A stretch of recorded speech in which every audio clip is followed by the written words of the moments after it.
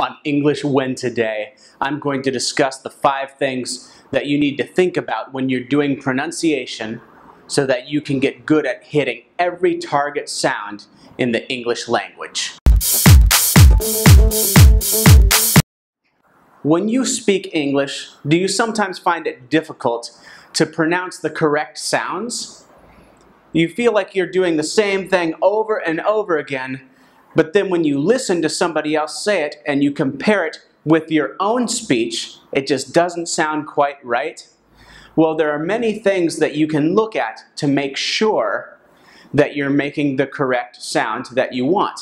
And it's not that difficult. Here are 5 things you need to look at. Number 1, the position of the tongue. The tongue only has a couple key positions, mainly top, middle, bottom, touching the teeth, touching the roof of your mouth, going a little bit further back near your molar teeth. Those are the teeth in the very back of your mouth. I should have a graphic that you can look at, which will make it much easier to show the position of the tongue. Now, most of the time when I advise people to pay attention to the position of their tongue, I'm mainly talking about the very tip of their tongue. If I was to stick my tongue out like Gene Simmons of Kiss, talking about that part right at the tip. I sometimes talk about other parts of the tongue, but those are very rare and only for sounds that are a little bit more difficult for, say, an Asian person learning languages, like separating your R from your L sound, and maybe the eh sound. But other than that, everything else, I'm mainly focusing on just the tip of the tongue. Alright, let's go to the second one. The second is the openness of your mouth. There's nothing complicated about this. It's either open just a little bit or a little bit more, like this or like this. It doesn't get much more complicated than that. You just have 2 options, open a little and open a little bit more. If you're doing anything more than that, you are in danger of putting too much tension in your face, which will only make pronunciation more difficult. So just remember, open a little bit or open a little bit more. That's it. The next one, lips. Now, I could show you a lot of complicated pictures and all these different things you can remember. Instead, I'm going to keep it very, very simple. Your lips are either showing your teeth or they're not.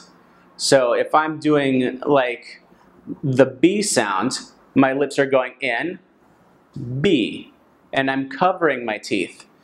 Or I have them open. I might uncover both sets of teeth, top and bottom, if I'm doing something like the CH sound, ch or sh. And then the only variations to that are when I'm only covering one part of my teeth and leaving the other open. So the F sound, the V sound, they're both the same. F, V, V. Let's go to the next one. Take it easy. All right? If you're tensing up your jaw, going or making this part of your muscles really hard, then it's going to be very difficult for you to make your target sounds. Keep in mind, most of the pop music that is played all over the world, a lot of it is in English. And in order to sing and to hit high notes, you have to be relaxed here. Those pop stars could not sing high notes if they were tensed up. So English was not supposed to be hard on your muscles. So you need to be relaxed in your cheeks, relaxed in your lips, relaxed in your throat, relaxed in your chin muscles, right underneath your mouth. If you're doing it difficult and you're making it hard, then you're not doing it right. So take it easy, all right? Let's go to the next one. Vibration of the vocal cords. This is pretty simple. Imagine some spiritual guru from India. He's sitting on a rock, his legs crossed, he's got his arms like this, and he's going, It sounds kind of spiritual, kind of mysterious. Well, that's a very exaggerated way of vibrating the vocal cords. So, some of the sounds that I will need you to make in English will require you to vibrate the vocal cords. Like, here's the difference. No vibration. It's the F sound. But when I add to, I get the V sound. V. And another example is P and B. So I bring my lips together. That's the P sound. But the B sound, you're doing the same thing with your lips, P, but you're vibrating the vocal cords. So this, P, plus B. And now you have the B sound. There's a couple other ones that I can show you the difference on with pronunciation. We'll dedicate an entire video just to vibration of the vocal cords to make sure you understand it. It's very easy, and soon you will be making the correct target sounds in no time. The last tip. I talked to you about the openness of your mouth, the position of your tongue. I've told you to relax. I've told you about the position of your lips. I've told you about vibrating the vocal cords, right? All these things. But I want you to remember one simple thing that almost ignores all of that. If you're making the right sound and it's easy, you don't need to listen to my explanations, okay?